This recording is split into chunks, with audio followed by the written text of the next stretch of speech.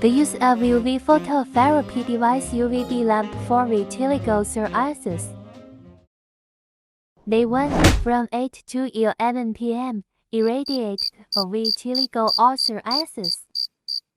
The first irradiation time setup is 30 seconds.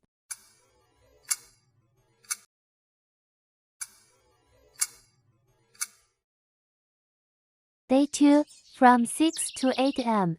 Examine the irradiated area. Turn red and have blister stop irradiation. Day 3, from 8 to 11 p.m. Irradiate the vitiligo or psoriasis. Now erase irradiate. Increase the N to 15 seconds.